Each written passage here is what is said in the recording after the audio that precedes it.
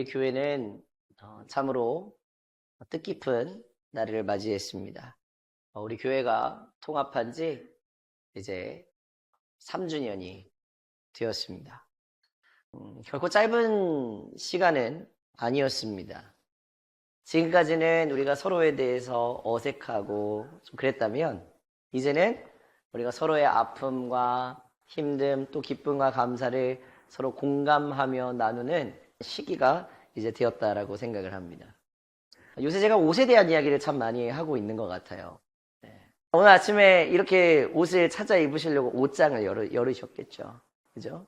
옷장을 이렇게 열었을 때 여러분 어떤 옷들이 있으셨습니까? 아마 값비싸고 좋은 옷도 분명히 있었을 겁니다.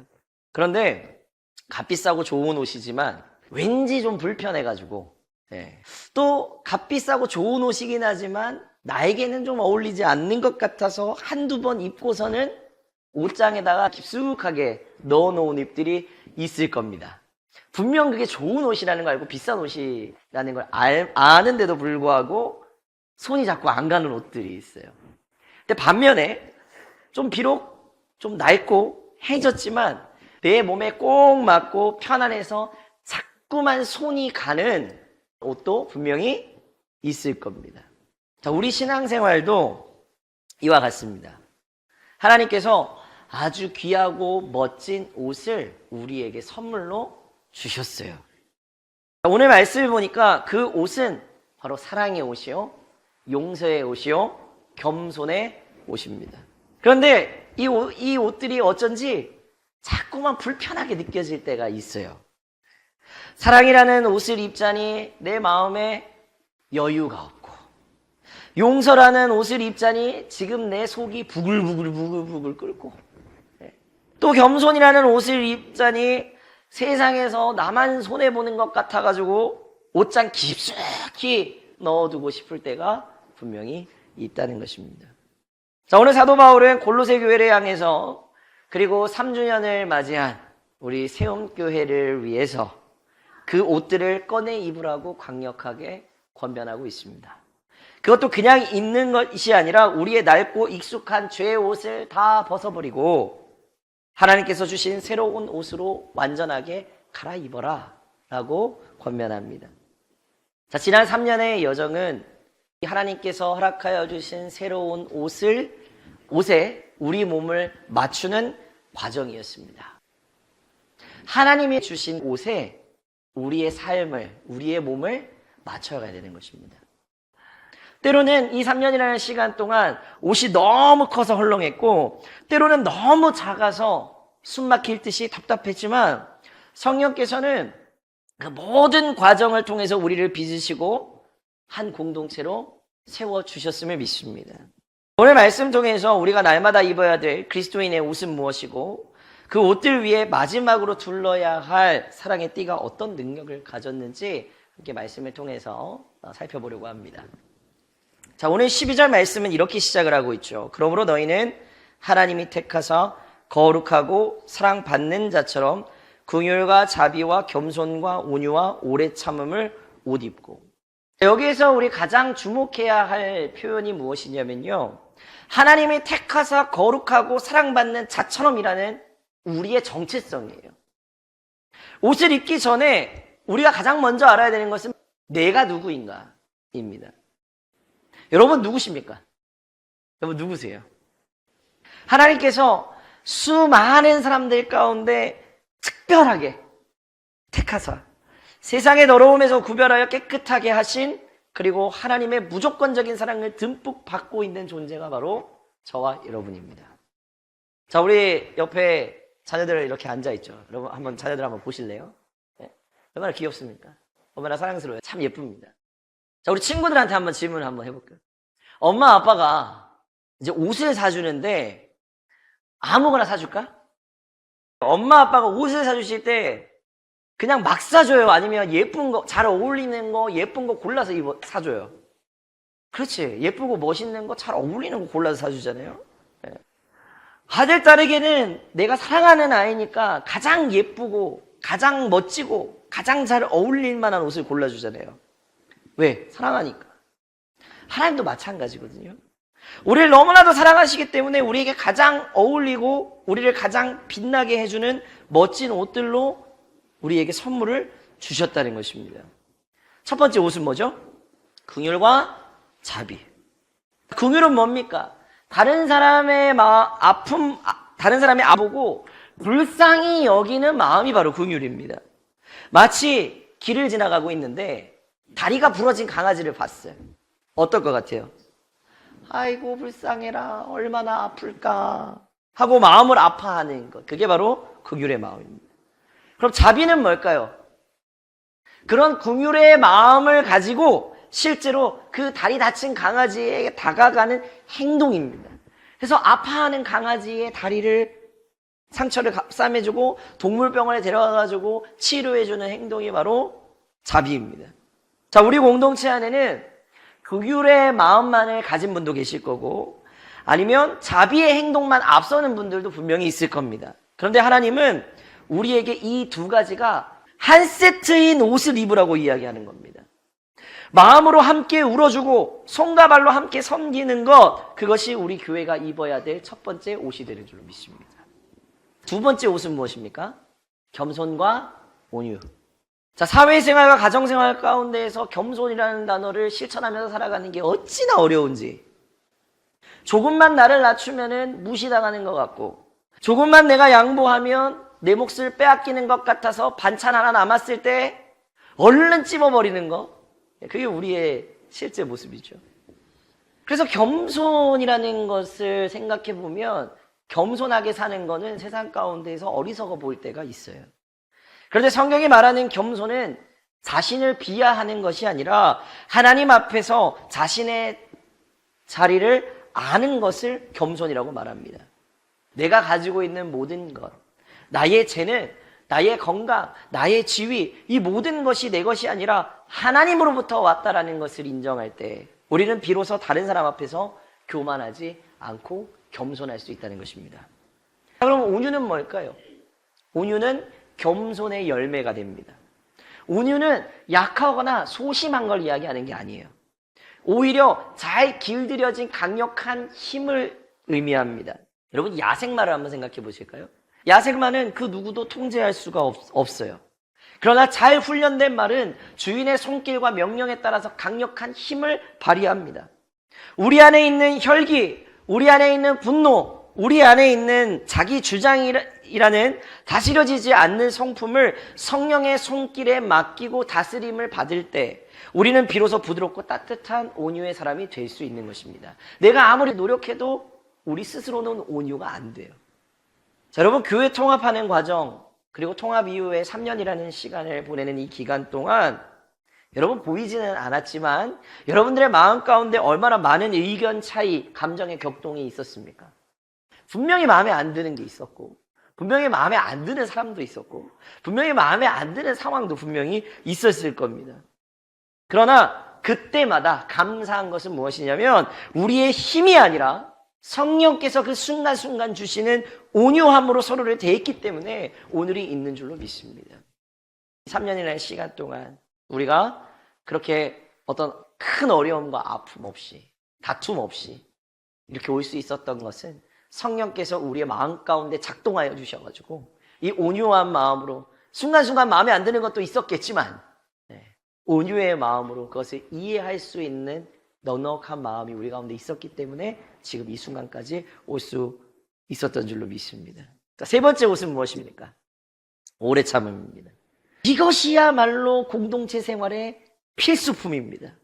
부부 사이에도, 부모 자식 간에도 이 오래 참음이 없으면 하루도 평안하기가 어렵습니다. 나와 다른 생각, 나와 다른 습관, 다른 말투를 가진 사람들과 함께 지내려면 반드시 오래 참음이 필요한 것입니다. 우리의 오래 참음은 그저 이를 악물고 견디는 게 아닙니다. 하나님께서 다 같은 죄인을 위해서 얼마나 오래 참으면서 기다려주셨는가 라는 것을 기억하게 될 때 우리는 비로소 다른 사람의 허물을 사랑으로 참고 기다려줄 수 있게 되는 줄로 믿습니다. 자, 이 세 가지 옷, 긍휼과 자비, 겸손과 온유, 오래 참음, 우리에게 주신 선물인 줄로 믿습니다. 우리는 이 옷들을 매일 아침 거울 앞에서 이 옷들을 매일 아침마다 기도로, 말씀으로 입어야 될 줄로 믿습니다. 자, 두 번째는요. 낡은 옷을 수선하지 말고 새 옷으로 갈아입어야 된다는 것입니다. 자, 13절 말씀해 보시면 우리가 이 새 옷을 입고 구체적으로 어떻게 행동해야 되는가를 보여주고 있어요. 누가 누구에게 불만이 있거든 서로 용납하여 피차 용서하되 주께서 너희를 용서하신 것 같이 너희도 그리하고. 여러분, 여기에서 용납한다라는 이 말은 참아준다, 견뎌준다라는 그런 의미를 가지고 있습니다. 여러분, 신앙생활을 하다 보면 왜 불만이 없겠어요? 목사에 대해서 불만이 있고, 장로님에 대해서 불만이 있고, 또 권사님에 대해서 불만이 있고, 집사님에 대해서 불만이 있고, 옆에 있는 사람한테도 불만이 있고, 불만이 왜 없겠어요? 저 사람은 왜 저렇게 할까, 말을 할까? 목사님은 왜 저렇게 설교를 할까? 이 일은 왜 이런 식으로 처리를 할까? 더 잘할 수 있는데. 그런 불평과 불만이 생기는 거요? 자연스러운 일입니다. 당연한 거예요. 그래서 오늘 바울이 뭐라고 이야기하냐면 불만이 없어야 된다라고 말하지 않습니다. 불만이 없어야 된다라고 말하지 않아요. 뭐라고 말하냐면 불만이 있거든 이라고 말해요. 그러면서 우리 안에, 공동체 안에 갈등이 있는 거 당연하다라고 바울도 인정하는 거예요. 사도 바울도 교회 안에 갈등이 있을 수 있다라고 인정을 해요. 그런데 문제는 뭐냐면 그 갈등과 불만을 어떻게 다루느냐가 문제가 되는 거예요. 많은 경우 우리는 그 불만을 마음 가운데 담아두고 곱씹어요. 그러면서 그 사람에 대해서 미움으로 키웁니다. 미움으로 키우라고 말하지도 누가 시키지도 않았는데 우리는 자꾸 그 사람에 대해서 불만을 자꾸 곱씹다가 자꾸 미워지는 거예요. 그리고 뒤에서 수근거리면서 관계를 자꾸 깨뜨리려고 그럽니다. 그런데 성경에서는 뭐라고 이야기합니까? 서로 용납하라. 용납한다는 것은 그 사람을 용서하라는 게 아니라 참아주고 견뎌주라는 의미라고 지금 말씀드렸잖아요. 용납한다는 거는 그 사람이 그렇게 하더라도 참아주고 용납해주는, 용서해주는, 견뎌주는 거예요. 나에게 불편함을 주는 그 사람의 존재 자체를 그냥 인정하고 받아주라는 것입니다. 나에게 좀 불편한 사람이 있을 수 있어요. 불편하지만 그 사람을 내 공동체의 일원으로 품어주는 겁니다. 그리고 용납을 넘어서 이제는 피차 용서하라고 권면하는 거예요. 용서는 용납보다 훨씬 더 적극적인 행동이에요. 용서는 상대방의 잘못에 대한 나의 정당한 권리를 포기하는 겁니다. 상처받은 마음, 되갚아주고 싶은 마음. 네가 그렇게 나한테 했으니까 나도 똑같이 되돌려줘야지. 그런 마음, 억울함을 호소할 그런 권리를 십자가 앞에다가 내려놓는 겁니다. 여러분, 이게 어떻게 가능할까요? 내 힘으로는 불가능해요. 그래서 바울은 용서의 기준을 제시하죠. 너희의 힘으로는 안 되니까 그러면 어떻게 해야 되냐? 주께서 너희를 용서하신 것 같이. 이게 핵심이에요. 어떤 사람의 행동이 불편하고 이해가 안 가요. 그래서 그 사람을 내가 용서해야 되겠다라고 마음을 먹는 것은 내가 그 사람을 향해서 용서할 자격이 있어서, 내가 용서할 능력이 있어서 용서하는 것이 아닙니다. 도저히 용서받을 수 없는 나를 하나님께서 자신의 아들이신 예수 그리스도의 피로 값없이 용서해 주셨다는 그 엄청난 은혜를 내가 기억하게 될 때 비로소 우리는 다른 사람을 용서할 작은 힘을 얻게 되는 것입니다. 내가 받은 용서가 1만 달란트짜리의 예수 믿게 진 빚이라면 내가 용서해야 할 다른 사람의 빚은 100데나리온에 불과한 거예요. 여러분, 교회 통합 3년의 과정 가운데 어려운 일들이 분명히 있었습니다. 눈에 보이지 않는 그런 갈등도 분명히 있었고, 또 아직도 어쩌면 교회 통합뿐만 아니라 우리 교회에 나와서 신앙생활을 하시면서 마음 가운데 털어내지 못한 그런 오해, 풀지 못한 오해가 있다면 오늘 주님께서 이런 나도 용서해 주셨는데 라는 그 사실 앞에서 모든 것을 녹여내고 용서의 새 옷으로 갈아입는 은혜가 있게 되시기를 주님의 이름으로 부탁을 드립니다. 자, 그리고 이 모든 옷을 하나로 묶는 완전한 띠가 있습니다. 그것은 바로 사랑입니다. 자, 14절에는 이 모든 권면의 정점이자 결론을 내립니다. 이 모든 것 위에 사랑을 더하라. 이는 온전하게 매는 띠니라. 우리가 앞에서 이야기한 긍휼과 자비와 겸손과 온유와 오래 참음, 용서라는 훌륭한 옷들을 다 입었다라고 한번 가정해 보겠습니다. 진짜 멋진 모습일 거예요. 그런데 바울은 마지막으로 한 가지를 더 해야 된다고 말합니다. 그것은 바로 사랑입니다. 그리고 이 사랑을 오늘 띠에 비유합니다. 자, 이 당시에 사람들의 옷은 대부분 헐렁헐렁한 통옷이었어요. 그래서 마지막으로 이 허리에다가 줄로 된 띠를 이렇게 매지 않으면 옷이 자꾸 흘러내려서 볼품없고 활동하기도 불편했습니다. 이 띠는 헐렁한 옷을 몸에 착 붙게 해서 단정하게 만들고 힘을 써야 될 때 허리를 받쳐주고 심지어 칼이나 도구를 찰 수 있게 하는 아주 중요한 역할을 했던 것이 띠였습니다. 우리가 아무리 긍휼과 겸손을 이야기하고 오래 참음의 옷을 입어도 그 중심에 뭐가 없으면요? 사랑이라는 띠가 없으면, 그 중심에 사랑의 마음이 없으면 모든 것은 다 겉으로 보이는 위선이 될 수밖에 없다는 것입니다. 사랑 없이 긍휼을 베푸는 것은 자기의 의를 드러내는 동정이 될 수 있고, 사랑 없이 겸손한 것은 비굴함이 될 수 있고, 사랑 없이 오래 참는 것은 억압된 분노가 될 수 있다는 것입니다. 사랑은 이 모든 덕목의 생명을 불어넣는 동기이고, 이 모든 것을 하나로 묶어서 온전하게 완벽한 조화를 이루게 하는 접착제와 같은 것입니다. 자, 이 사랑은 우리가 만들어내는 감정은 아닙니다. 요한일서 4장 16절 보니까 하나님은 사랑이시라라고 선포합니다. 우리가 더하는 사랑은 바로 하나님 자신인 것입니다. 우리의 힘이 아니라 우리 안에 거하시는 성령께서 부어주시는 하나님의 사랑으로 서로를 대하게 될 때 비로소 우리 교회는 세상이 흉내낼 수 없는 온전하고 아름다운 공동체로 세워져 나갈 수 있게 될 줄로 믿습니다. 자, 이 사랑의 띠는 놀라운 능력을 가지고 있습니다. 사랑은 우리 삶의 모든 영역을 변화시키는 하나님의 능력이 되는 것입니다. 첫 번째로 사랑은 행복의 근원이 됩니다. 여러분, 행복이 어디에 있다고 생각하십니까? 더 넓은 아파트를 사면요? 더 좋은 차를 사면요? 우리 자녀들이 공부해서 1등 하면요? 직장에서 승진하면요?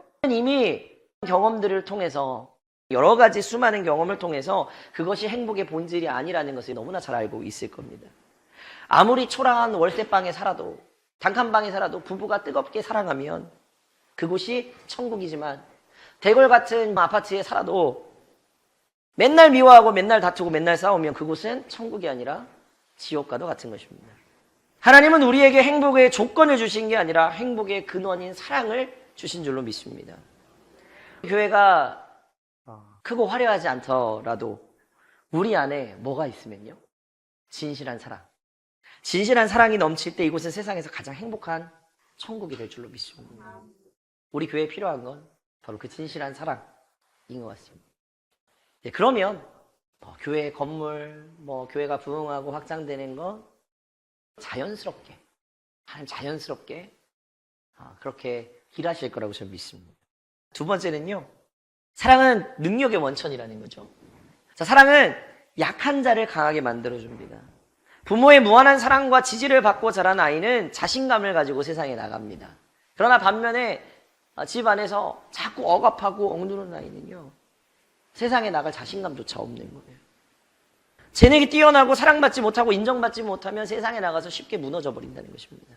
우리 교회 공동체 안에서 나는 부족해, 나는 쓸모없어 라고 혹시 느끼는 분이 계십니까?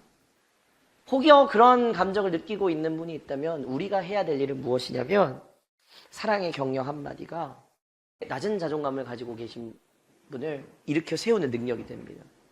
또 사랑은 강한 사람을 겸손하게 만듭니다. 자신의 능력과 업적을 자랑하던 사람도 십자가의 그 무조건적인 사랑 앞에 서면 자신의 교만을 내려놓고 겸손히 무릎을 꿇게 된다는 것입니다. 자, 세 번째는요, 사랑은 모든 것을 아름답게 보게 만든다는 것입니다. 사랑하는 연인의 눈에는 상대방의 모든 것이 예뻐 보인다는 말이 있죠. 마찬가지로 사랑의 눈으로 보면 부족하고 연약한 성도의 모습도 귀하게 보입니다. 우리 교회 공동체는 그래야 된다고 생각해요. 예수님도 나의 부족한 부분을 덮어주셨는데 내가 뭐라고 그 부족한 부분을 자꾸 들춰내겠어요. 사랑의 눈으로 보면 그 사람의 장점이 보이고 가능성이 보이는 거예요. 그러나 미움의 눈으로 보면 어떨까요? 아무리 잘나고 훌륭한 사람도 단점만 보이고 흠만 잡고 싶어지는 거예요. 그게 우리 사람의 마음이거든요. 비판의 돋보기가 아니라 사랑의 망원경으로 서로의 아름다움을 발견하고 칭찬하는 공동체가 되어지기를 소망합니다. 바울은 이 모든 권면의 결과로 우리가 도달해야 될 상태를 15절에서 설명을 하고 있습니다. 그리스도의 평강이 너희 마음을 주장하게 하라. 너희는 평강을 위하여 한 몸으로 부르심을 받았나니 너희는 또한 감사하는 자가 되라. 우리 교회의 최종 목적지는 무엇일까요? 평강과 감사가 넘치는 것입니다. 우리 교회 안에 평강과 감사가 넘치고 여러분 한 사람 한 사람의 삶의 영역에 평강과 감사가 넘치면 되는 것입니다. 사랑의 띠로 하나 된 공동체에 주어지는 하나님께서 주시는 최고의 선물은 무엇이냐? 평강과 감사, 그리스도의 평강입니다. 우리의 마음 가운데 일어나는 모든 갈등과 염려와 분노와 미움 가운데에서 그리스도의 평강이 모든 것을 다스리게 하는 것입니다. 이 사람을 용서해야 되나 말아야 되나 갈등이 될 때 그리스도 평강이 내 마음 가운데 작용하면 용서하게 됩니다. 내가 교회 봉사를 계속 해야 되나 아니면 그만둬야 되나 고민이 될 때 그리스도의 평강이 우리 마음 가운데 작용을 하면 기쁨으로 섬기라는 확신을 줍니다.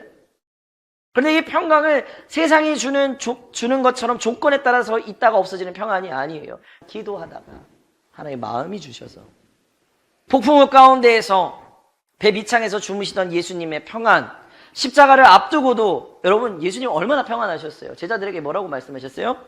나의 평안을 너희에게 주노라. 여러분 상상할 수 없거든요. 당장 내일 내가 십자가에 처참하게 죽을 걸 알고 있는 사람이 내 평안을 너희에게 준다고 어떻게 얘기할 수 있어요? 그런데 예수님은 그런 평안을 가지고 계신 분이시라고요. 그리고 이 평강의 결과는 무엇이냐? 감사라는 것입니다.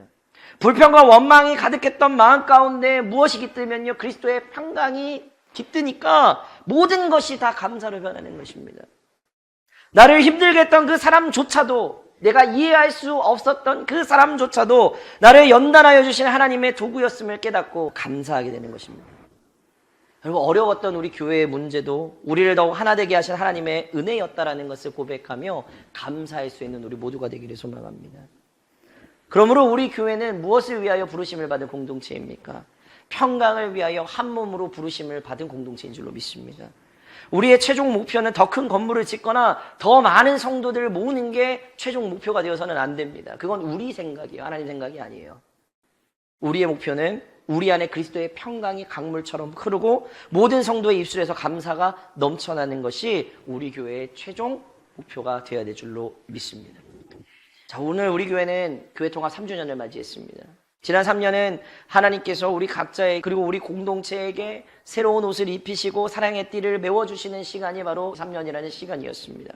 때로는 어색하고 불편했지만 우리는 성령의 도우심으로 서로에게 조금씩 익숙해지고 서로의 몸에 맞는 공동체로 빚어져 왔습니다. 이제 우리는 다음 걸음을 향해서 그리고 주님 오실 그날을 향해서 다시 걸어가야 될 줄로 믿습니다. 앞으로의 길에도 어려움이 없다, 힘듦이 없다, 다툼이 없다, 상처가 없다 말할 수 없습니다. 분명히 있을 겁니다. 우리가 여전히 부족하고 연약해서 넘어질 때도 분명히 있을 겁니다. 그러나 그때마다 우리는 기억해야 됩니다. 혼자가 아니라는 것입니다. 우리 안에 거하시는 성령께서 우리에게 날마다 새 옷을 입혀주시고 사랑의 띠를 더욱 단단히 메워주실 줄로 믿습니다. 그리스도의 평강이 우리 마음을 다스려 주시고 우리 입술의 감사가 마르지 않도록 인도하여 주실 것입니다. 여러분 성령과 함께 걷는 교회는 다른 게 아닙니다. 거창한 구호를 외치는 교회가 아니라 오늘 말씀처럼 서로를 향한 긍휼과 자비, 겸손과 온유, 오래 참음의 옷을 실제로 입는 교회가 성령과 함께 걷는 교회입니다. 서로의 허물을 용납하고 주께서 나를 용서하신 것처럼 기꺼이 용서하는 교회가 바로 성령과 함께 걷는 교회입니다. 그리고 그 모든 것 위에 뭐를 첨가해야 됩니까? 사랑이요. 사랑이라는 완전한 띠를 메고 그리스도의 평강과 감사 가운데 한 몸으로 걸어가는 교회가 바로 성령과 함께 걷는 교회입니다. 여러분 이번 한 주 여러분의 삶 가운데서 이 사랑의 띠를 한번 메워보시기를 부탁을 드립니다. 가정에서, 직장에서, 우리 교회 공동체 안에서 내가 먼저 구결에 손을 내밀고 내가 먼저 겸손히 낮아지고 내가 먼저 오래 참아주고 내가 먼저 용서의 말을 건네는 도전, 용기를 여러분 한번 내보시기를 부탁을 드립니다. 오늘도 우리에게 사랑이라는 가장 큰 선물을 허락하여 주신 하나님께 감사하고 그 사랑을 서로에게 아낌없이 주고받음으로 성령과 함께 걷는 교회, 사랑 위에 세워진 공동체로 든든히 서가는 우리 세움교회와 우리 사랑하는 성도님 한 분 한 분 되시기를 주님의 이름으로 간절히 부탁을 드립니다. 기도하겠습니다. 주가 주신 길을 함께 걷네. 주 안에서 하나 되어 예배하며 섬기며 사랑으로 세상을 품네. 새로운 교회, 새로운 우리의 교회 주 뜻 따라 세워가리